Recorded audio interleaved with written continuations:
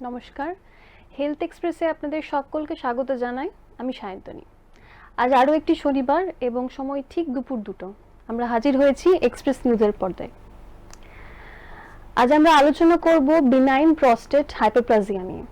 আমাদের পুরুষ দর্শক বন্ধুরা যারা 50 বছরের ঊর্ধ্বে, তারা অনেকেই হয়তো দেখেছেন যে প্রস্রাব নিয়ে অনেক সমস্যায় তারা ভোগেন। যেমন ধরুন, ঘন ঘন বাথরুম যেতে হচ্ছে বা ইউরিনেশনের সময় জ্বলন হচ্ছে। তো এই সমস্যাগুলো অনেক ক্ষেত্রে তারা খুব ছোটখাটো ভেবে হয়তো অবহেলা করে রাখেন, কিন্তু পরবর্তীকালে সেটা গিয়ে আমাদের একটা বড় সমস্যার সম্মুখীন করতে হয়। তো এই বিষয়ে আজ আমরা জানবো। আমাদের সঙ্গে দুর্গাপুরের হেলথ ওয়ার্ল্ড হসপিটালের মেডিকেল সুপারিনটেন্ডেন্ট ডক্টর সমিত দা এই সময় সরাসরি স্টুডিওতে উপস্থিত রয়েছেন। নমস্কার ডাক্তারবাবু। নমস্কার। দর্শকদের জানিয়ে রাখি, ডাক্তারবাবু নিজের ডাক্তারি জীবনের 30 বছর দুর্গাপুর ডিএসপি মেন হসপিটালে সার্জারি ডিপার্টমেন্টে অনেক রোগীকে সুস্থ করেছেন। আমরা খুবই ধন্য আপনাকে আজ আমাদের মাঝখানে পেয়ে।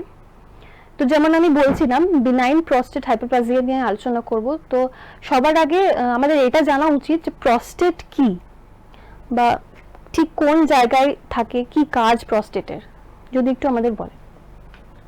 হ্যাঁ, প্রস্টেটটা একটা গ্ল্যান্ড, আমাদের ডাক্তারি পরিভাষায় বলে এক্সোক্রিন গ্ল্যান্ড। এটা মেল পার্সনদের একটা রিপ্রোডাক্টিভ সিস্টেমের একটা গ্ল্যান্ড। এটা থাকে হচ্ছে আমাদের রেকটামের সামনে এবং ইউরিনারি ব্লাডারের ঠিক নিচে, যেখান থেকে ইউরেথ্রাটা বেরোয় তার চারপাশে। অর্থাৎ ইউরেথ্রার সঙ্গে যেখান থেকে ব্লাডার থেকে মূত্রনালী আর কি যাকে বলে সেটা বেরোয়, ঠিক সেই জায়গাটার চারপাশে প্রস্টেট গ্ল্যান্ডটার অবস্থান। প্রস্টেট গ্ল্যান্ডের কি কাজ? প্রস্টেট গ্ল্যান্ডের কাজ হচ্ছে, এটা রিপ্রোডাক্টিভ অর্গান একটা বললাম, এখান থেকে যে সিক্রিশনটা বেরোয় সেই সিক্রিশনসটা is a part of our semen. পুরুষদের যে সিমেন থাকে তার মধ্যে এই সিক্রিশনটা একটু অ্যালকালাইন সিক্রিশনস থাকে, সেটা অ্যারাউন্ড 30% মতো ওই ফ্লুইডটা, যেটা সেই ফ্লুইডটা আলাদা, মানে আমাদের সিমেনের একটা পার্ট, অর্থাৎ সিমেনের তৈরি করতে প্রস্টেটিক ফ্লুইডটা কাজে লাগে। প্রস্টেটে তো তাহলে অনেক কটা জোন থাকবে। প্রস্টেট গ্ল্যান্ডটা সম্বন্ধে বলতে গেলে, অ্যানাটমিটা বলতে গেলে যেটা বলতে হয় যে প্রস্টেট গ্ল্যান্ডটা, আগেই বললাম একটা গ্ল্যান্ডুলার অর্গান, মানে এখানে গ্ল্যান্ডস আছে। গ্ল্যান্ডস মানে যেখান থেকে রস নিঃসৃত হয় বাংলায় বলতে গেলে, বা ইংরেজিতে বলতে গেলে যেখানে দেয়ার আর সিক্রিশনস অফ ফ্লুইড। তো এটাকে আমরা দুটো ভাগে ভাগ করি, একটা হচ্ছে ফাইব্রোমাসকুলার পার্ট আর একটা হচ্ছে গ্ল্যান্ডুলার পার্ট। ফাইব্রোমাসকুলার পার্টটা বুঝতেই পারছেন, যেটা পরিকাঠামোটা তৈরি করে, আর গ্ল্যান্ডুলার পার্টটা যেটা আমরা মেইনলি প্রস্টেটের সেক্রেটরি পার্ট, সেটা নিয়ে আলোচনা করি। তো এই গ্ল্যান্ডুলার পার্টটাকে আমরা তিন ভাগে ভাগ করি। একটা হচ্ছে পেরিফেরাল জোন, যেটা বাইরের দিকে থাকে, সেটা প্রায় 70%। তারপরে যেটা একদম মাঝখানে থাকে, অর্থাৎ ইউরেথ্রার কাছাকাছি থাকে, সেটাকে বলে সেন্ট্রাল জোন। মাঝখানের যে জায়গাটা সেটাকে আমরা বলি ট্রানজিশনাল জোন। তো আজকে আমাদের যে আলোচনার বিষয় বিনাইন হাইপারট্রফি অফ প্রস্টেট বা বিনাইন প্রস্টেটিক হাইপারপ্লেসিয়া। তো এই ট্রানজিশনাল জোন এরিয়াটাতেই যত গন্ডগোল।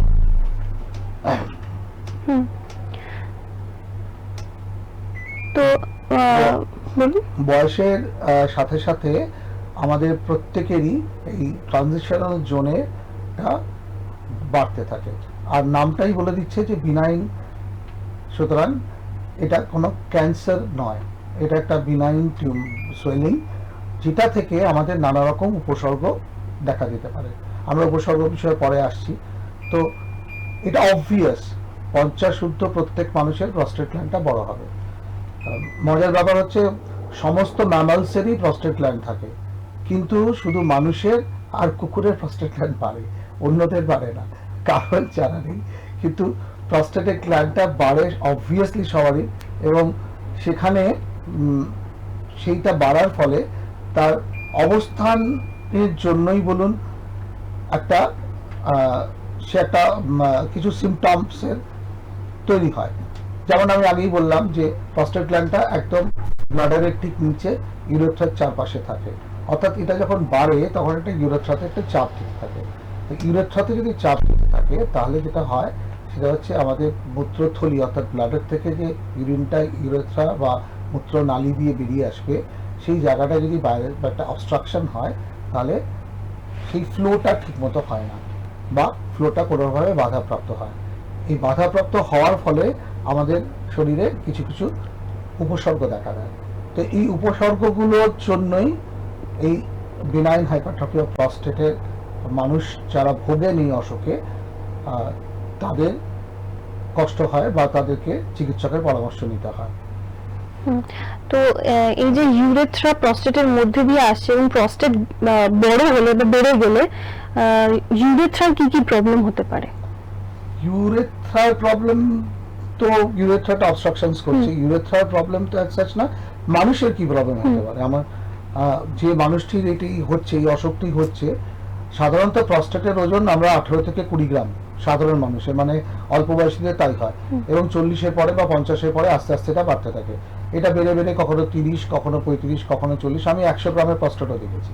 তো বাড়তে বাড়তে এতটাই বড় হয়ে যায়, যতটা বড় হয়ে যায় সে ততটা চাপ দিতে থাকে, এবং তার প্রেশারের জন্য ইউরেথ্রার প্যাসেজ অফ ইউরিনটা, যেটা আমি বললাম যে মূত্রথলি থেকে মূত্রনালী দিয়ে বেরিয়ে যাওয়ার যে রাস্তাটা, সেইটায় বাধাপ্রাপ্ত হয়।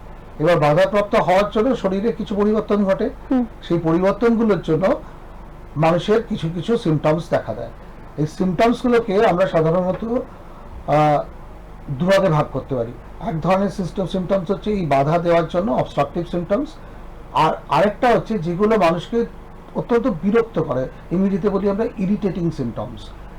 তো আমি বলি তাহলে দর্শক বন্ধুরা বুঝতে পারবেন, তারা অনেকেই হয়তো এই ধরনের সিমটমে ভোগেন। যেমন হচ্ছে ধরুন আপনি বাথরুম গেলেন কিন্তু আপনার মনে হলো যে আমার পুরোটা ক্লিয়ার হলো না, আমার আরেকটু হলে ভালো হতো, এটাকে আমরা বলি ইনকমপ্লিট ইভ্যাকুয়েশন। তো ইনকমপ্লিট ইভ্যাকুয়েশনটা হচ্ছে একটা অবস্ট্রাকটিভ ফিচার্স। আপনারা বুঝতেই পারছেন, যদি কোথাও রাস্তা আটকানো থাকে তাহলে এরকম একটা ফিলিং হতে পারে। এরপরে যেটা বলবো আমি আপনাদেরকে, সেটা হচ্ছে বারবার রাত্রিরে বাথরুম যাওয়া। আমার কাছে অধিকাংশ রোগী কিন্তু এই সিমটমটা নিয়ে এসেছেন। তারা বলছেন ডাক্তারবাবু রাত্রিবেলা 4 বার উঠতে হচ্ছে, 3 বার উঠতে হচ্ছে, কোনো ঘুম হচ্ছে না এবং খুব কষ্ট হচ্ছে। এরা সোশ্যাল ব্যাপারও আছে, যেমন ধরুন আপনি যে শুয়ে আছেন, রাত্রিবেলা 4 বার বাথরুমে ওঠেন, আপনার পাশের লোকটির ঘুমটাও কিন্তু ভেঙে যাচ্ছে এবং সেও কিন্তু তার ডিস্টারবেন্স হচ্ছে, যার ফলে কি হচ্ছে, সব মিলিয়ে পরিবারের মধ্যে একটা অসুবিধার সৃষ্টি হচ্ছে যে রাত্রিরে ঘুমের এত ব্যাঘাত ঘটলে পরের দিন সকালে উঠে কাজকর্মগুলো সব রকম ভাবে বিঘ্নিত হচ্ছে। তো এটা একটা বড় সমস্যা মানুষের, যে রাত্রিবেলা বারবার উঠে বাথরুম যেতে হচ্ছে। সেকেন্ড হচ্ছে, আমার কাছে আসেন ইন্টারমিটেন্সি, অর্থাৎ বাথরুম যাচ্ছি ডাক্তারবাবু কিন্তু কেটে কেটে ইউরিনটা হচ্ছে, অর্থাৎ একবারে হচ্ছে না। আগে তো এরকম হতো না, আগে তো ভালোই হতো, এখন কেটে কেটে হচ্ছে, আর ফ্লোটা অনেকটা কমে গেছে। ফ্লোটা কমে গিয়ে আর ঠিক পায়খানা প্যানে বা যেখানে বাথরুম, যে প্যানে আমরা ইউরিনটা ড্রপ করি ইউরিনালসে, সেখানে পড়ছে না, আমার পায়ের কাছে পড়ছে, যার ফলে খুব অসুবিধা হচ্ছে বাথরুমে। তো এটা একটা বড় সমস্যা মানুষের হয়ে দাঁড়ায়। এরপর আরো বড় সমস্যা হয় যেখানে মানুষ ধরে রাখতে পারছি না। যখনই আমার ইউরিন পাচ্ছে, আমি এমন একটা পরিস্থিতিতে আছি, হয়তো আমার হাতের কাছে কোনো বাথরুম নেই, আমি হয়তো বাসে যাচ্ছি বা লোকাল ট্রেনে যাতায়াত করছি, বা আমার সেই মুহূর্তে ইউরিন ক্লিয়ার করার কোনো ব্যবস্থা নেই, তো সেই সময় আমি ধরে রাখতে না পারলে আমার সাংঘাতিক কষ্ট হচ্ছে এবং অস্থির অস্থির হচ্ছে, এবং এক্ষেত্রে অনেকের আবার ইউরিন খানিকটা হয়েও যাচ্ছে, সেটাকে আমরা বলি ইনকন্টিনেন্স, অর্থাৎ সে ধরে রাখতে পারছে না। এটা একটা মারাত্মক অসুবিধাজনক, আমি বলছিলাম ইরিটেটিং প্রবলেম, এটা একটা মারাত্মক ইরিটেটিং প্রবলেম। মিক্স স্ট্রিমের কথা বললাম, রাস্তা আটকানো থাকলে তো আপনারা দেখেছেন কলে, আমরা যখন বাথরুমের কল বা বেসিনের কল খুলি অনেক সময় খুব পাতলা হয়ে জল পড়ে, তার মানে তখন আমরা ভাবি আপনার পাইপ লাইনটায় কোথাও অবস্ট্রাকশনস আছে। ঠিক তেমনি আমার ইউরেথ্রায় যদি অবস্ট্রাকশন থাকে তাহলে ইউরিনের ফ্লোটাও তো মিক্স স্ট্রিমেই আসবে। এটা তো অত্যন্ত সহজ ব্যাপার বোঝার জন্য। আর যেহেতু অবস্ট্রাকশন থাকে সেহেতু আমাদের করতে হয় কি, একটু পেটে চাপ দিয়ে বা স্ট্রেন করে ইউরিন করতে হয়। নর্মালি আপনি বাথরুমে গেলেন, ইউরিন পেয়েছে, ইউরিন করলেন, যেটা সবারই স্বাভাবিক জীবনে হয়। এক্ষেত্রে যেহেতু প্রস্টেটটা বড় হয়ে গেছে, রাস্তাটা আটকানো আছে, সেহেতু ওই ইউরিনটাকে এক্সপেল করার জন্য, বার করার জন্য আমাদের পেটে Pressure দিতে হয়। প্রেশার দিতে হয়। সেটাকে আমরা বলি স্ট্রেনিং করতে হয়। স্ট্রেনিং করার জন্য মানুষের একটা অসুবিধা হয়, সবসময় করা সম্ভব হয় না। আর স্ট্রেনিং করতে থাকলে হার্নিয়া হওয়ার মানে ভয়ঙ্কর আশঙ্কা থাকে। আমরা যখন কোনো হার্নিয়া পেশেন্ট পাই তখন তাকে প্রথমে জিজ্ঞাসা করি কনস্টিপেশন আছে কিনা, অর্থাৎ কোষ্ঠকাঠিন্য আছে কিনা। কোষ্ঠকাঠিন্য থাকলে কোট দিয়ে পায়খানা করেন কিনা, বা ইমিউনাল হার্নিয়ার কথা বলছি অফকোর্স আমি। এবং তারপরে প্রস্টেটে পেচ্ছাপ ঠিক করে হয় কি না। আপনার প্রস্রাব যখন করতে যান তখন কেটে কেটে হয়, চাপ দিয়ে করতে হয়। এই যে চাপ দিলে অ্যাবডোমিনাল ওয়ালসে যে আপনারা চাপ দিয়ে করছেন, সেখানে আমাদের অ্যাবডোমিনাল ওয়ালসের উইকনেসটা বেড়ে যায়। তো সেক্ষেত্রে অনেক মানুষেরই হার্নিয়া ডেভেলপ করতে পারে কেন করে। আর নকটিউরিয়া, আমি একটু আগে নকটিউরিয়ার কথা আগেই বলে দিলাম। সেটা হচ্ছে রাত্রিবেলা বারবার বাথরুম যাওয়া, অর্থাৎ বাথরুম পেয়েছে দিনের বেলা ফ্রিকোয়েন্টলি আপনি যাচ্ছেন, ঠিক আছে, কষ্ট হচ্ছে, অসুবিধা হচ্ছে, ব্যাপারটা অন্যান্য যারা আছে তারা হয়তো দেখছেন কি হলো বারবার বাথরুম যাচ্ছে কেন, এরকম হতে পারে। কিন্তু রাত্রিবেলা যখন আপনাকে বারবার বাথরুম যেতে হচ্ছে তখন পুরো ফ্যামিলি কিন্তু ডিস্টার্ব হয়ে যাচ্ছে। তো এই 7টা মোটামুটি আমাদের সিমটমস আছে। এই 7টা সিমটমসকে নিয়ে মানুষ কিন্তু ডাক্তারের কাছে আসে প্রস্টেটের প্রবলেমে বলে আর কি। অনেক ক্ষেত্রে এটাও দেখা যায় যে খুব সামান্য সমস্যা হলো, মানুষ ইগনোর করে গেল, অবহেলা করলো, পরবর্তীকালে গিয়ে আবার সমস্যাটা বেড়ে গেল। তো আমি এখানে আমি বলে রাখি কয়েকটা একটু হয়তো বোঝাতে একটু অসুবিধা হতে পারে। সেটা হচ্ছে, দেখুন এই যে সিমটমসগুলোর কথা বললাম, এটা যে শুধু প্রস্টেট বড় হওয়ার জন্যই হবে তা নয়, কিন্তু এটা আরো অন্যান্য অনেক অসুখেই হতে পারে। যেমন ধরুন কারোর একটা ইউরিনারি ট্র্যাক্ট ইনফেকশন হয়েছে, তার তো এরকম হবে, বারবার পেচ্ছাপ পাবে, পেচ্ছাপ ধরে রাখতে পারবে না। এটা মহিলাদের ক্ষেত্রে খুবই কমন, যদিও প্রস্টেট মহিলাদের অসুখ নয়। হ্যাঁ, পুরুষদের ক্ষেত্রে একই প্রবলেম হতে পারে, যদি তার ইউরিনারি ট্র্যাক্ট ইনফেকশন হয়, যেটা আমরা বলি আর কি ইউটিআই। সে তখন তার পেচ্ছাপ ধরে রাখতে পারবে না, পেচ্ছাপ বারে বারে যেতে হবে, হ্যাঁ, এবং পেচ্ছাপটা পুরো ফ্লোটাও হবে না। তো এগুলো তো এটার জন্যও হতে পারে। আবার দেখুন ব্লাডার আউটলেট অবস্ট্রাকশনটা অন্য কারণেও হতে পারে। সেখানে একটা স্টোন থাকতে পারে, সেখানে গ্লুকোজটা ব্লক করে রাখতে পারে, অনেক কারণে হতে পারে, যার ফলে প্রস্টেটের জন্যই যে অবস্ট্রাকশন হয়েছে সেটা নাও হতে পারে। ধরুন আমি খুব সহজভাবে যে পেশেন্টগুলো আমাদের কাছে আসেন, তাদের হয়তো প্রস্টেট অপারেশন হয়ে গেছে, তো প্রস্টেট মাইক্রোস্কোপিক্যালি অপারেশন করা হয়েছে, তো তখন ইনস্ট্রুমেন্টেশন করা হয়। তো সেক্ষেত্রে অনেকের ক্ষেত্রে দেখা গেছে, সবারই নয়, অনেকের ক্ষেত্রে দেখা গেছে যে বাইরের রাস্তাটা খানিকটা স্ট্রিকচার হয়েছে, বা ধরুন কোনোদিন আঘাত লেগেছে, কোনো অ্যাক্সিডেন্ট হয়েছে। সব থেকে বড় ব্যাপার, যে নিচে চোট লেগেছিল, ছোটবেলায় বাইক থেকে পড়ে গেছিলেন, তখন একটা ইউরেথ্রাল ইনজুরি হয়েছিল, তার রাস্তাটা ব্লক হয়ে গেছে। বা অনেক সময় অন্য কোনো অসুখ হয়েছে, যে রিকারেন্ট ইউরিনারি ট্র্যাক্ট ইনফেকশন হয়েছে, বা অন্য কোনো অসুখ হয়েছে, বা যার জন্য ইউরেথ্রাল রাস্তাটা সরু হয়ে গেছে। তো সেই সরু হওয়ার জন্য একটা খুব কমন ফাইমোসিস, অ্যাকোয়ার্ড ফাইমোসিস, অনেক অ্যাডাল্ট লোকেরও ফাইমোসিস হয়, অর্থাৎ সামনের চামড়াটা দিয়ে পেচ্ছাপের দাগটা একদম বন্ধ হয়ে থাকে, আমাদেরকে সার্কামসিশন করে সেটা ক্লিয়ার করতে হয়। অনেক সময় অনেক বয়স্ক বাচ্চাদের হতেই পারে, বা অনেক বয়স্ক লোকেরও আমরা পাই এবং তাদের অপারেশনস করে দিতে হয়। তো এইগুলো কিন্তু আপনার এই অবস্ট্রাকটিভ ফিচার্সের মতোই সিমটমসগুলো দেবে। আমি যে সিমটমসগুলোর কথা বললাম সেই সিমটমসগুলোই দেবে। এবং এটা কিন্তু আপনার প্রস্টেট বড় হওয়ার জন্য নয়, অন্য অসুখগুলোর জন্য। তো আমাদেরকে দেখতে হবে যে এই সিমটমস নিয়ে যখন মানুষ আসছে, তার আসল রোগের কারণটা কি। তার আসল রোগের কারণ প্রস্টেটিক এনলার্জমেন্ট, না লোয়ার ইউরিনারি ট্র্যাক্ট ইনফেকশন, না আপনার ব্লাডের আউটলেট অবস্ট্রাকশন। এই তিনটে অসুবিধার জন্য কোথাও এটা হয়েছে কিনা, অথবা এই তিনটেই আছে কিনা। তো এইগুলো আমাদেরকে পরীক্ষা নিরীক্ষা করে বার করতে হবে, এবং বার করে আমাদের দেখতে হবে যে প্রস্টেটটাই বড় কিনা। যদি প্রস্টেটটা বড় হয় তখন আমরা প্রস্টেটের নির্দিষ্ট চিকিৎসার দিকে যাব। আমার মনে হয় শান্তনী, এখানে আমরা একটু যদি সিমটমসগুলোর একটু স্কোরিং সম্বন্ধে বলে দিই, তাহলে যারা সাধারণ মানুষ দেখছেন তাদের খুব বুঝতে সুবিধা হবে। এটা যদি একটু আপনারা এই ইন্টারন্যাশনাল প্রস্টেট সিমটমস কোডটা দেখানো যেতে পারে আমাদের যেতে। হ্যাঁ, থ্যাংক ইউ। দেখুন প্রথমেই দেখুন এইটা খুব সহজেই, শান্তনু তুমি বলে দাও এটা কি করে সাধারণ মানুষ পাবে।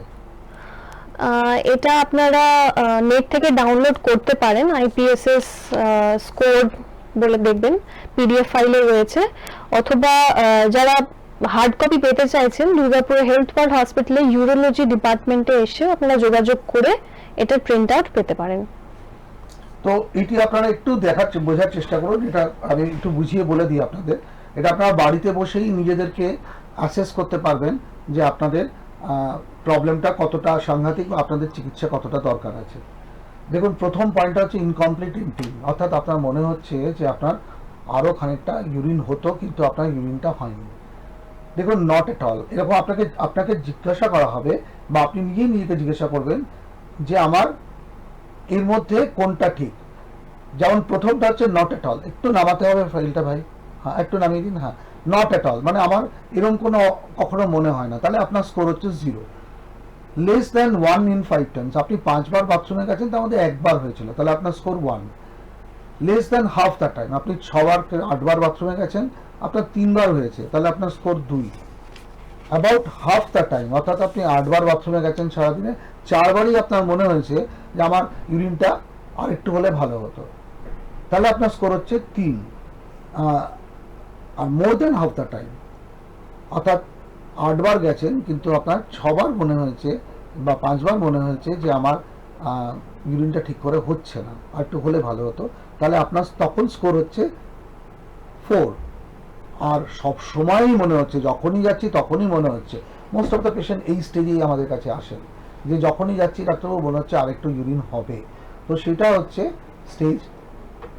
এই স্টেজে আসেন তখন তার স্কোর হচ্ছে 5।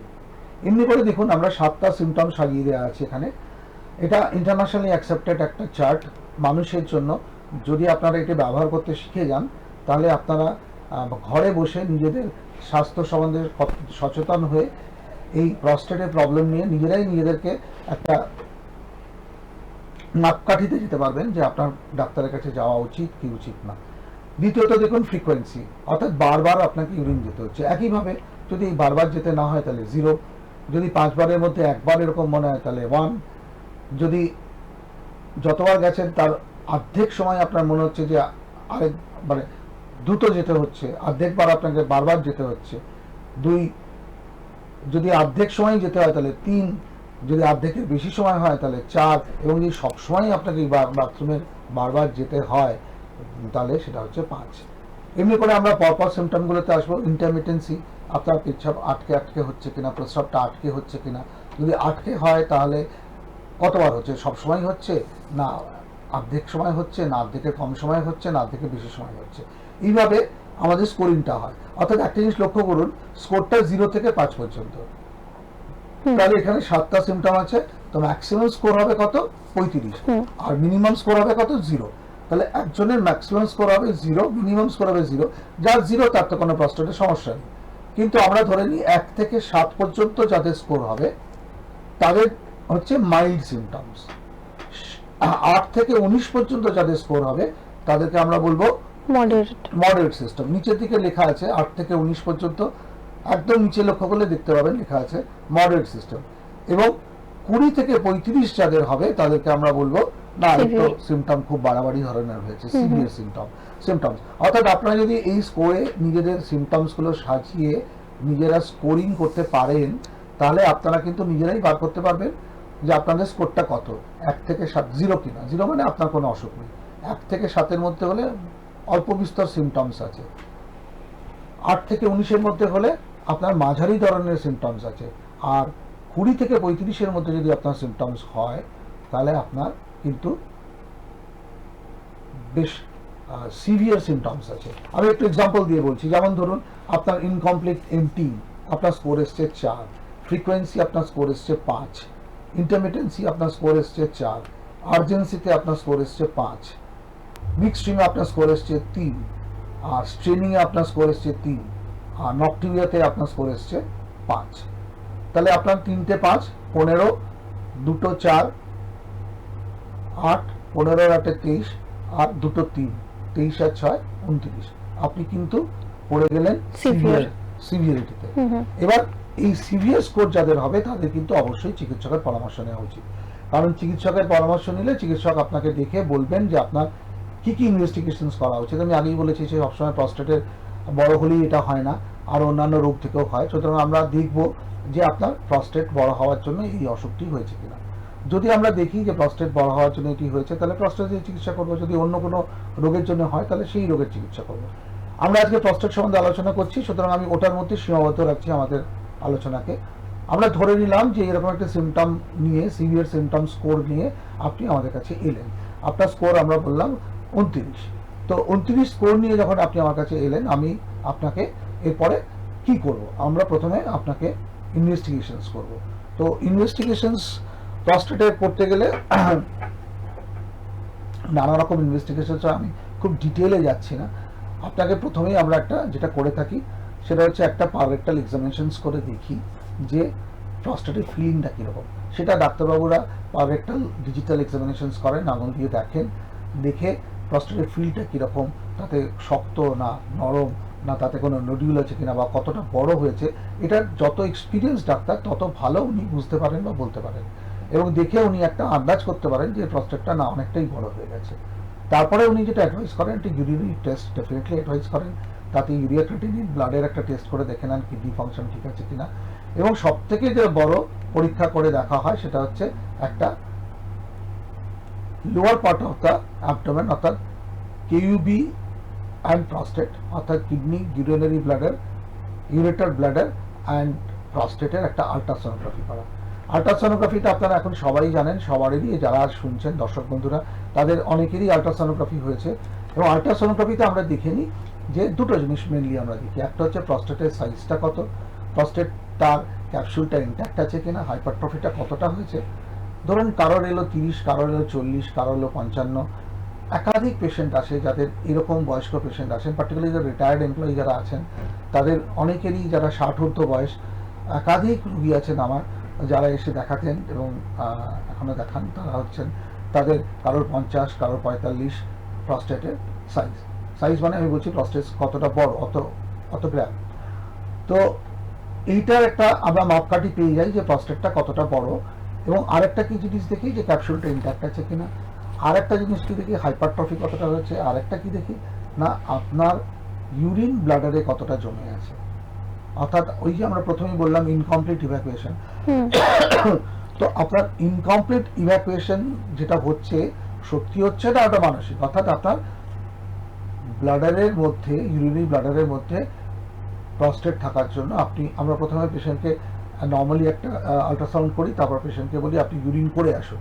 পেশেন্টকে বলা হয় আপনি ইউরিন করে আসুন, আপনার সেকেন্ড টাইম আরেক করা হবে। তো পেশেন্ট যখন আচ্ছা এখানে একটা বলে রাখি, প্রস্টেট দেখার জন্য পেশেন্টকে আমরা কিন্তু প্রচুর পরিমাণ জল খেয়ে পেচ্ছাপটা ধরে রাখতে বলি, যাতে ব্লাডারটা ফুল থাকে। ব্লাডারটা ফুল না থাকলে কিন্তু প্রস্টেটটা অ্যাসেস করা যায় না।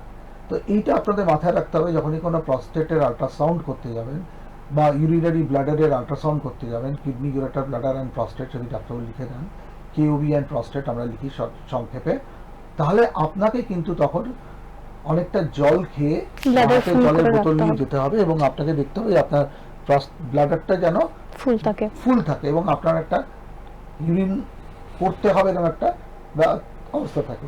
এখানে মজার ব্যাপার হচ্ছে অনেকে ধরে রাখতে পারেন না। আমি আগেই বলেছিলাম ধরে না রাখতে পারাটা একটা বড় সিমটম, এবং ধরে না রাখতে পারাকে আমরা আর্জেন্সি বলি, এটা খুব ইরিটেটিং সিমটম। তো অনেক বয়স্ক মানুষের এরকম হয়, ডাক্তারবাবু ধরে রাখতে পারছি না, আমারটা আগে করে দিন, আমাকে তাড়াতাড়ি ছেড়ে দিন, আমি আর পাচ্ছি না। এরকম আমাদের অনুরোধ প্রায়ই শুনতে হয়। যারা আল্ট্রাসাউন্ড করেন তারা নিশ্চয়ই এরকম অনুরোধ অনেক পান। তো আমরা তখন তাদের আল্ট্রাসাউন্ড করে দেখি যে প্রস্টেটের চেহারাটা কি। এরপর তাকে আমরা বলি যান আপনি ইউরিনটা করে আসুন, আপনাকে আমরা আবার সেকেন্ড টাইম দেখি। তো সেকেন্ড টাইম যখন আমরা দেখি তখন আমরা দেখি যে তার ব্লাডারের মধ্যে ইউরিন কতটা আছে, আদৌ আছে কিনা। 10 মিলিলিটার বা 15 মিলিলিটার ইউরিন থাকলে ঠিক আছে, কিন্তু যদি কারোর 100 মিলিলিটার ইউরিন থাকে তাহলে আমাদের ভাবতে হবে যে না, এর কিন্তু সমস্ত ইউরিনটা বেরিয়ে আসছে না। সমস্ত ইউরিন বেরিয়ে না আসার একটা বড় কারণ হচ্ছে যে প্রস্টেটের অনেকগুলো লোবস থাকে, যেটা আমরা অ্যানাটমির সময় একটু বললাম না। সেটা হচ্ছে দুটো হচ্ছে ল্যাটারাল লোব, একটা অ্যান্টেরিয়র লোব, একটা পস্টেরিয়র লোব, আর একটা মিডিয়ান লোব। মিডিয়ান লোবটা করে কি, অদ্ভুতভাবে যে ইন্টারনাল ইউরেথ্রাল অরিফিসের মধ্যে দিয়ে ঢুকে গিয়ে ওটা বেড়ে গিয়ে ওখানে ঢুকে গিয়ে ওই যে রাস্তাটা দিয়ে ইউরিনটা বেরোয়, ব্লাডারের যে রাস্তাটা দিয়ে যেখানে মুখটা আছে সেখানে একটা অবস্ট্রাকশনস তৈরি করে ফেলে। তো তার ঠিক পেছনটাতে একটা স্পেস তৈরি হয় যেখানে আপনার ইউরিনটা জমে থাকে। সেই ইউরিনটা ওই প্রস্টেটের ওই লোকটাকে বার করে নিয়ে আসতে পারে না। তো সেক্ষেত্রে কিন্তু অনেকেরই আমরা দেখেছি যার প্রস্টেটের সাইজ বড় নয় কিন্তু তার সিমটম অনেক বেশি। হ্যাঁ, তো অনেক ইয়াং অ্যাডাল্ট মেলেও এটা হয়। তো তখন তাদেরকে আমরা কিন্তু চিকিৎসাটা অন্য ধরনের, বা আমি যখন চিকিৎসা সম্বন্ধে বলবো তখন এটা নিয়ে আবার বলবো, তখন কিন্তু তাদের চিকিৎসাটা আমাদের একটু অন্যরকমভাবে করতে হয়। তো এটা একটা বড় প্রবলেম। তো আমরা এগুলো দেখে নেওয়ার পরে পেশেন্টকে আমরা বলি আরও কয়েকটা পরীক্ষা করতে। আমি বললাম আগে ইউরিয়া ক্রিয়েটিনিন দেখে নেওয়া, বা ইউরিনের ইনফেকশন আছে কিনা সেটা দেখে নেওয়া, রুটিন কালচার করে নেওয়া, এগুলো তো আছেই। পেশেন্টের ব্লাড সুগার আছে কিনা সেটা দেখে না, ব্লাড সুগারও বারবার ইউরিন হয়, তো সেগুলো দেখে না। আর এগুলো আমি জেনারেল প্র্যাকটিস ব্যাপারটাই যাচ্ছি না, আমি এগুলো তো সবসময়ই করতে হয়। আমি স্পেসিফিক প্রস্টেট সংক্রান্ত ইনভেস্টিগেশনসগুলো নিয়েই কথা বলছি। আরেকটা আমরা পরীক্ষা করি, সেটা হচ্ছে ইউরোফ্লোমেট্রি। এটা আপনারা নাম শুনেছেন ডেফিনেটলি, আমাদের হাসপাতালে এটা হয়, ইউরোফ্লোমেট্রি ডেফিনেটলি হয়। তো ইউরোফ্লোমেট্রিতে আমরা কি করি, আমরা পেশেন্টকে বলি, এটা নন ইনভেসিভ, এই সমস্ত ইনভেস্টিগেশনসগুলো কিন্তু নন ইনভেসিভ, অর্থাৎ আপনার কোনো ভয় পাওয়ার কিছু নেই, এগুলো খুব সহজেই করা যায়, এতে আপনার কোনো ব্যথা লাগবে না। তো পেশেন্টকে আমরা বলি আপনি প্রচুর করে জল খান, জল খেয়ে আপনি এসে আমরা একটা প্যান দিই, সেই প্যানের মধ্যে আপনি ইউরিনটা করুন। তো ইউরিন যে ফ্লোটা ওটা আমাদের ডিজিটালি রেকর্ডেড হয়। তো ডিজিটালি রেকর্ডেড হওয়ার পর একটা গ্রাফ আসে, ইউরোফ্লোমেট্রিক গ্রাফ আসে। ওই গ্রাফটা থেকে আমরা বুঝতে পারি যে আপনার আউটলেট অবস্ট্রাকশনস আছে কি না, আপনার ইউরেথ্রাল অবস্ট্রাকশন প্রস্টেটের জন্য আছে কি না। এটা একান্তই ডাক্তারি নলেজ, আমি সেজন্য আপনাদের গ্রাফ এঁকে বোঝাচ্ছি না, কিন্তু এরকম নিচের দিকে যেমন ওপর দিকে এরকম করে কার্ভটা না ওঠে না, নিচের দিকে এরকম এরকম হয়ে চলে যায়, তখন কিন্তু অবস্ট্রাকশনসটা আমরা বুঝতে পারি। এত সহজ নয় ব্যাপারটা, আমি বোঝানোর চেষ্টা করলাম যে ইউরোফ্লোমেট্রি থেকে ডাক্তারবাবুরা সেই গ্রাফটা দেখে বুঝতে পারেন যে এর প্রস্টেটটার জন্য বা ফ্লোটা আটকে গেছে কি না, বা ইউরেথ্রাল প্যাসেজে কোনো অবস্ট্রাকশন আছে কি না, অর্থাৎ অবস্ট্রাকটিভ ইউরোপ্যাথি এর আছে, ডাক্তারি পরিভাষায় বলে অবস্ট্রাকটিভ ইউরোপ্যাথি এর আছে। তো আমাকে সেটা দেখতে হবে। এরপরে আমরা কি করি, আমরা অনেক সময় সিস্টোস্কোপ করে দেখে নিই যে তার ব্লাডারের কি অবস্থা, তার ইউরেথ্রার কি অবস্থা। সেটা একটা কিছুই না, একটা ক্যামেরা বা একটা দিয়ে আমরা পেছনের রাস্তায় একটা নল ঢুকিয়ে ব্লাডার অব্দি চলে যাই। এটা এখন সব জায়গাতেই হয়। তো এই সিস্টোস্কোপি বলি, সিস্টোস্কোপ মানে ব্লাডারটাকে আমরা ভালো করে দেখে নিই, এবং ব্লাডারের রাস্তাটা যে রাস্তা দিয়ে গেছে সেখানে প্রস্টেট কতটা বড় হয়ে রাস্তাটা আটকে দিয়েছে, হ্যাঁ, বা ইউরেথ্রায় কোনো প্রবলেম আছে কিনা, ব্লাডারের ভেতরটা এতদিন ধরে আটকে থাকার জন্য ব্লাডারের ওয়ালটা কীভাবে ক্ষতিগ্রস্ত হয়েছে, হ্যাঁ, বা ইউরেটারিক অরিফিসগুলো ঠিক আছে কিনা। নানা রকম পরীক্ষা নিরীক্ষা করে আমরা পেশেন্টের সম্বন্ধে একটা সম্যক ধারণা করতে পারি যে এই রুগীর এই অসুখ হয়েছে। আল্ট্রাসাউন্ড, তার ব্লাড রিপোর্টস, তার ইউরোফ্লোমেট্রি, এগুলো দেখে আমরা একটা সম্যক ধারণা করতে পারি যে এই পেশেন্টটা আজকে এসে আমার কাছে পৌঁছেছে, এবং তার সিমটমস কোডটা আপনারা বাড়ি থেকেই করে আনতে পারেন, বা ডাক্তারের কাছে গিয়েও করতে পারেন। করে নিয়ে আমরা তাকে এবার চিকিৎসার দিকে যাই, বা চিকিৎসা শুরু করতে পারি। চিকিৎসার ব্যাপারে আমরা জানবো, কিন্তু নিয়ে নেবো তার আগে একটা ছোট্ট বিরতি। কোথাও যাবেন না, সঙ্গে থাকুন। ফিরে এলাম বিরতির পর। আমরা বেনাইন প্রস্টেট হাইপারপ্লাজিয়া নিয়ে আলোচনা করছিলাম, ডায়াগনোসিস কি করে করতে হবে সেই বিষয়ে জানলাম। এরপর জানবো ট্রিটমেন্ট কি। ট্রিটমেন্ট সম্বন্ধে বলতে গেলে শান্তনী, আমাদের প্রথমে বলতে হবে রুগীরা আমার কাছে আসে কি। দেখুন, অনেকভাবে রুগীর প্রেজেন্টেশন হয়। আমি খুব কমন প্রেজেন্টেশনগুলো আপনাদের বলছি। ইনডোরে যেগুলো ভর্তি হয়ে যায়, হঠাৎ করে দেখুন ইউরিনটা আটকে গেছে, অর্থাৎ ইউরিন হচ্ছে না, পেশেন্টের ব্লাডারটা একদম ফুল হয়ে গেছে এবং ইউরিন আটকে গেছে। তার মধ্যে একটা কারণ এই বিনাইন হাইপারট্রফি অফ প্রস্টেট হতে পারে। এটা একটা বড় সমস্যা মানুষের। রাত্রিবেলা থেকে বারবার যাওয়ার চেষ্টা করছি, যতবার বাথরুমে যাচ্ছি বেগ আসছে, কিন্তু আমি ইউরিনটা পাস করতে পারছি না, অর্থাৎ ব্লাডারটা ফুলতে ফুলতে একবারে পেটের ওপর অব্দি উঠে পড়েছে। তো সেইখানে আমাদের একটা প্রবলেম নিয়ে পেশেন্ট আসে।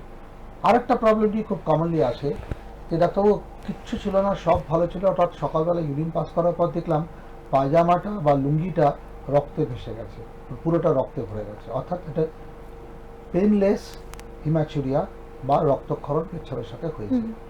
পেচ্ছাবের সাথে রক্ত বেরোনোটা কিন্তু সবসময়ই খারাপ, যে কোনো অসুখেই এটা হতে পারে।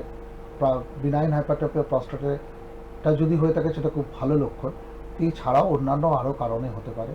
হ্যাঁ, তার মধ্যে ম্যালিগনেন্সি থাকতে পারে, ব্লাডার স্টোন থাকতে পারে, ইউরিনারি স্টোন থাকতে পারে, নানা রকম অ্যাকিউট ইউরিনারি ট্র্যাক্ট ইনফেকশন থাকতে পারে, নানা রকম কারণ আছে। অর্থাৎ যদি আপনাদের ছিটে ফোটা রক্ত পেচ্ছাপের সাথে বেরোয় বা ইউরিন টেস্টেও যদি মাইক্রোস্কোপিক কালিও যদি দেখা যায় যে ইউরিনে ব্লাড সেলস আছে, আপনি জানবেন আপনার কোনো একটা অসুখ আছে। অর্থাৎ সেক্ষেত্রে আমাদের খুব সিরিয়াসলি ইনভেস্টিগেশন করতে হয় এবং পেশেন্টের ইভ্যালুয়েট করতে হয় যে কেন এর রক্তক্ষরণটা হলো। প্রস্টেটের ক্ষেত্রে প্রস্টেটিক ভেনাস প্লেক্সাসগুলো রাপচার হয় অনেক সময়, তখন সেই কারণে একটা পেনলেস হিমাচুরিয়া হয়। অর্থাৎ আপনার এরকম একটা পরিস্থিতি হতে পারে, আপনি হঠাৎ ঘুম থেকে উঠে বাথরুম করতে গিয়ে দেখলেন আপনার কাপড় জামা একটু রক্তে ভেসে গেল। ঘাবড়ানোর কিছু নেই, সঙ্গে সঙ্গে ডাক্তারের কাছে চলে যান। ডাক্তারবাবু সঠিক পরীক্ষা নিরীক্ষা করে আপনার চিকিৎসার ব্যবস্থা করে দেবেন। এছাড়াও আপনাদের যে সিমটমসগুলো আমি বলেছি যে বারবার করে, সেইগুলো নিয়েও পেশেন্ট আমাদের কাছে আসে। তার মধ্যে ইরিটেটিং সিমটমস যেগুলো, অর্থাৎ আর্জেন্সিটা এতটাই যে আপনি ইউরিন ধরে রাখতে পারছেন না, আপনাকে ঘরের থেকে বাথরুম যেতে যেতে ড্রপ ইউরিন হয়ে যাচ্ছে।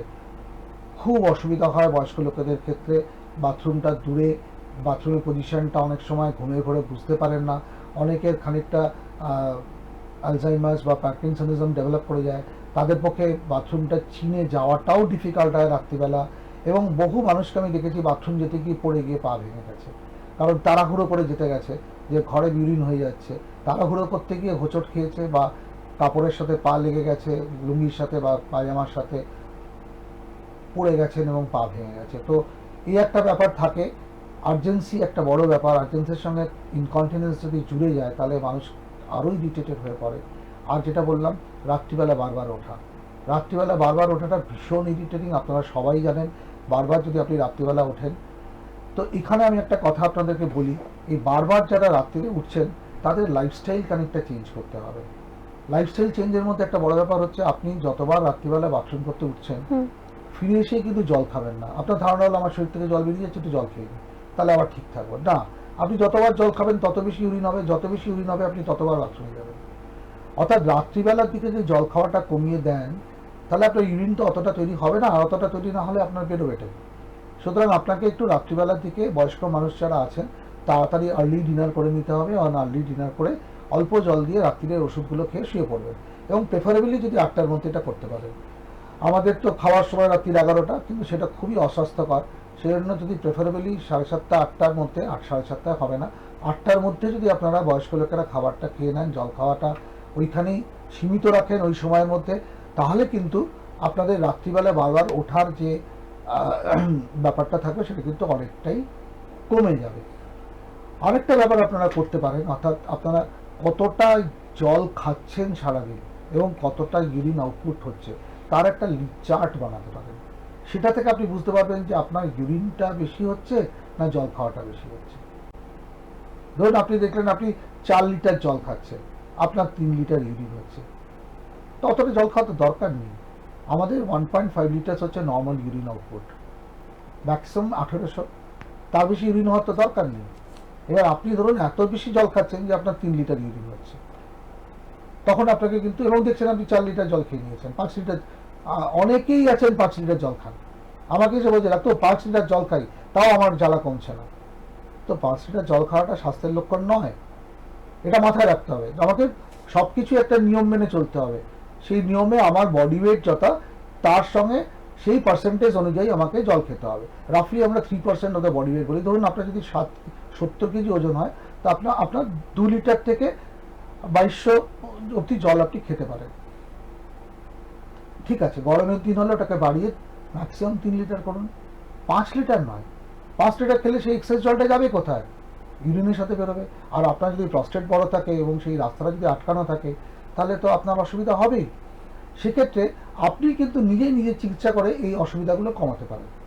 এগুলো অলওয়েজ মাথায় রাখবেন যে আমরা নিজেকে কিভাবে সুস্থ রাখবো সেটা নিজেকে প্রথমে ভেবে নিতে হবে, এবং ডাক্তারের পরামর্শ নিশ্চয়ই নেবেন, কিন্তু এগুলো নিজেরা করে নিতে পারেন। সেজন্য আমি চিকিৎসায় যাওয়ার আগে আপনি নিজে কি কি চিকিৎসা করে নিতে পারেন সেই বিষয়ে একটু বলে নিলাম।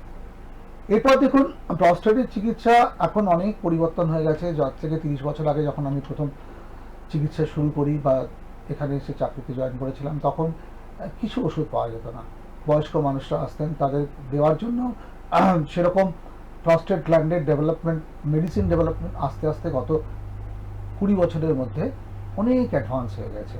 আজ মানুষের কষ্ট অনেক কমে গেছে এই বিজ্ঞানের অগ্রগতির জন্য। তো আমরা একটু বলে দিই, প্রস্টেটটা যে বড় হয়, যে ফিচার্সগুলো আপনারা দেখতে পান, সেখানে দুটো ধরনের প্রবলেম হয়। একটা হচ্ছে আমরা বলি স্ট্যাটিক প্রবলেম, আর একটা বলি আমরা ডাইনামিক প্রবলেম। স্ট্যাটিক প্রবলেমটা কি না, আপনার ফাইব্রোমাসকুলার পার্টটা বেড়ে গেছে এবং প্রস্টেটটা সাইজে অনেকটা বড় হয়ে যাচ্ছে। সেটা কার দ্বারা কন্ট্রোল হয় না, টেস্টোস্টেরন দ্বারা কন্ট্রোল হয়। টেস্টোস্টেরনটা কি, মেল হরমোন। আমাদের মেল সেক্স হরমোনটা হচ্ছে টেস্টোস্টেরন। টেস্টোস্টেরন যখনই বেশি থাকবে বা কাজ করবে, তখন সেই টেস্টোস্টেরনের জন্য প্রস্টেটের সাইজটা বড় হয়ে যায়। তাই এটা হচ্ছে স্ট্যাটিক প্রবলেম। ডাইনামিক প্রবলেমটা কি, প্রত্যেকটা সেলের গায়ে আমাদের স্মুথ মাসেলস থাকে, সেই স্মুথ মাসেলসগুলো কন্ট্রাক্ট করে। কন্ট্রাকশনের জন্য তার ভেতরের যে পরিসরটা সেইটি কমে বা বাড়ে। অর্থাৎ যদি বেশি কন্ট্রাক্ট করে তাহলে রাস্তাটা সরু হয়ে যায়, যদি কম কন্ট্রাক্ট করে তাহলে রাস্তাটা রিল্যাক্স থাকে, তাহলে রাস্তাটা সহজভাবে বেরিয়ে যেতে পারে। তো আমরা যদি এই কন্ট্রাকশনটা কমাতে পারি, তাহলে কিন্তু রাস্তাটা অনেকটা শিথিল থাকবে এবং পেচ্ছাপের ফ্লোটা চলে যাবে ঠিক ঠিক করে। আমি যতটা পারলাম সহজভাবে বোঝানোর চেষ্টা করলাম। তো এইখানে আমরা দুটো খুব ইন্টারেস্টিং ওষুধ আমাদের আবিষ্কার হয়। একটা হচ্ছে এই স্মুথ মাসেলসের গুলোকে রিল্যাক্স রাখার জন্য ওখানে কতগুলো রিসেপ্টর থাকে, সেগুলোকে বলা হয় α1A রিসেপ্টর। সেই রিসেপ্টর ব্লকেটস আমরা ইউজ করি। আপনারা সকলেই ট্যামসিলোসিনের নাম হয়তো চিনেছেন, আর বয়স্ক পেশেন্টরা। ট্যামসিলোসিন কিন্তু এই কাজটি করে। আমি ট্রেড নেম বলবো না। ট্যামসিলোসিনের জন্য আপনারা সকলেই খান, যারা প্রস্টেটের প্রবলেম আছে তারা ট্যামসিলোসিন খাওয়ার জন্য এই যে স্মুথ মাসেলস রিল্যাক্সেশনসগুলো হয়, ওরা ওই রিসেপ্টরসগুলোকে ব্লক করে। সুতরাং আপনার পেশেন্টের কন্ট্রাকশনটা কমে এবং আমাদের যে ডাইনামিক অবস্ট্রাকশনটা ওইভাবে রিলিভড হয়। আচ্ছা, টেস্টোস্টেরনটা কাজ করে, একটা এনজাইম টেস্টোস্টেরনটাকে অ্যাক্টিভ ফর্মে নিয়ে যায়, সেটা হচ্ছে ডিহাইড্রোক্সি টেস্টোস্টেরন। তো এই ডিহাইড্রোক্সি যাওয়ার জন্য দুটো এনজাইমস আছে। এনজাইমসগুলোকে ব্লক করা 5-alpha রিডাক্টেজ হচ্ছে এনজাইমের নাম। তো এই 5-alpha রিডাক্টেজ এনজাইমটাকে ব্লক করার একটা ওষুধ আবিষ্কার হয়েছে। অর্থাৎ সেই ওষুধটা যদি আমরা দিয়ে দিই, তাহলে ওই এনজাইমটা ব্লক হয়ে যাবে। এনজাইমটা ব্লক হলে কি হবে, টেস্টোস্টেরন বেরোবে না। টেস্টোস্টেরন যদি না বেরোয়, তাহলে প্রস্টেটের গ্রোথ হবে না। অর্থাৎ আমরা স্ট্যাটিক গ্রোথ যেটা, সেটাকেও কিন্তু আমরা কমিয়ে দিতে পারবো। অর্থাৎ এই দুটো ওষুধের কম্বিনেশন যখন আমরা ইউজ করি, বা যখন শুধু একটি ওষুধও ব্যবহার করি, মোস্টলি আমরা α1 ব্লকারটা ইউজ করি প্রথমে। যদি প্রস্টেট খুব বড় হয়, তখন 35 গ্রাম বা 40 গ্রামের মতো হয়, তখন আমরা কিন্তু অন্য ওষুধটি 5-alpha রিডাক্টেজ ওষুধটিও ব্যবহার করি। দুটো ওষুধের কম্বিনেশন পাওয়া যায় এবং একটা ওষুধ আলাদা করেও পাওয়া যায়। এই ওষুধগুলো আমরা রাত্রিরে পেশেন্টকে খেতে বলি, তাতে কিন্তু পেশেন্টের অনেকটাই রিলিফ হয়। কতদিন খেতে হবে, বহু লোক অনেকদিন ধরে খান এবং খেয়ে যদি তাদের সিমটম কমে যায়, তাহলে তারা কিন্তু সেই সময় ওই ওষুধ খেয়েই খুশি থাকেন। এটা আমার পার্সোনাল এক্সপিরিয়েন্স থেকে বলছি। কিন্তু ধরুন কারোর প্রস্টেটটা হচ্ছে 80 গ্রাম বা 90 গ্রাম, তাকে আমি কতটা রিলিফ দিতে পারবো যদি ওষুধ দিই?